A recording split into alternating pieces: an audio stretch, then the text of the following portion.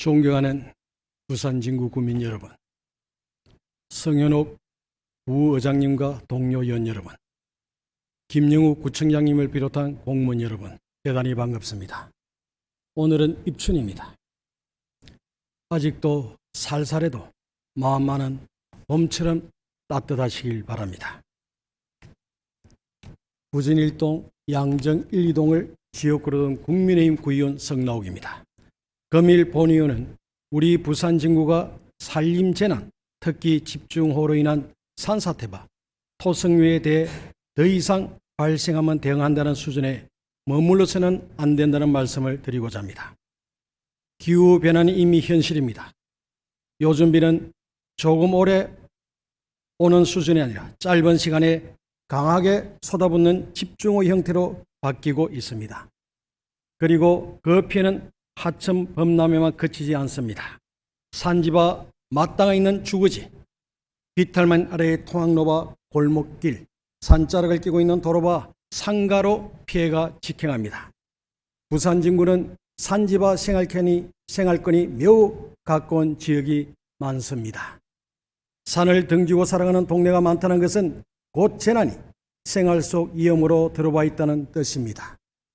산사태와 낙서, 토사유출은 자연현상이지만 우리에게는 인명과 재산을 위협하는 재난입니다. 재난은 크게 한 번이 아니라 작게 여러 번 징후를 보입니다. 옹벽에 미세한 균열이 생기고 배수로가 막히고 낙석이 한두 번 굴러내리고 비탈면에서 흙이 조금씩 흘러내립니다.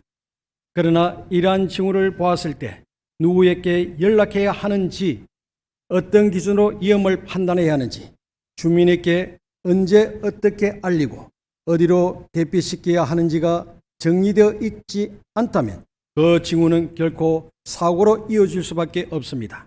그래서 오늘 저는 우리 부산 진구가 반드시 수행해야 할 최소한의 역할을 분명히 말씀드리고자 합니다. 첫째, 매년 점검하고 준비하는 계획이 있어야 합니다. 재난은 올해도 올지 모른다고가 아니라 올해도 온다는 전제에서 움직여야 합니다. 어느 구역이 위험한지, 무엇을 점검해야 하는지, 대피 장소는 어디인지, 대피 경로는 안전한지, 비상시 주민에게 어떻게 알릴 것인지가 해마다 조사되고 점검되는 체계로 자리 잡아야 합니다. 둘째, 주민교육과 훈련이 필요합니다. 재난 상황에서 가장 중요한 것은 정보를 들었을 때 어떻게 행동하느냐입니다. 같은 비가 와도 대피 요령을 알고 연락을 받을 수 있는 주민은 골드타임을 지키지만 그렇지 못한 주민은 단 몇 분 차이로 피해를 겪습니다. 특히 어르신, 어린이, 장애인 등 재난 약자가 있는 가정일수록 평소에 행동 요령과 대피 동선이 몸에 익어 있어야 합니다. 주민과 함께하는 훈련은 행사가 아니라 생명보험입니다. 셋째, 위험징후 모니터링과 신속한 전파체가 반드시 있어야 합니다. 산사태는 발생 후 복구로는 생명을 지킬 수 없습니다.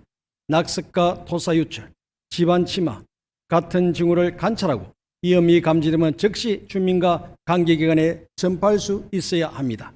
문자, 마을방송, 앱, 안내방송 등 방식을 다양할 수 있지만 중요한 것은 누가 판단하고 누가 전파하면 누구에게 전달되는지는 기준과 절차로 정리되어 있어야 합니다.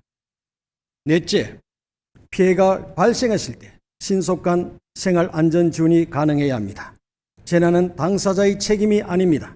피해 이후의 회복은 개인의 힘만으로 어렵고 행정이 빠르게 움직일 수 있는 근거와 준비가 있을 때 주민은 다시 일어설 수 있습니다. 구호 물품 임시거처 생활안전지원은 바로 작동하는 시스템이 되어야 합니다. 이 모든 것은 거창한 계획이 아닙니다.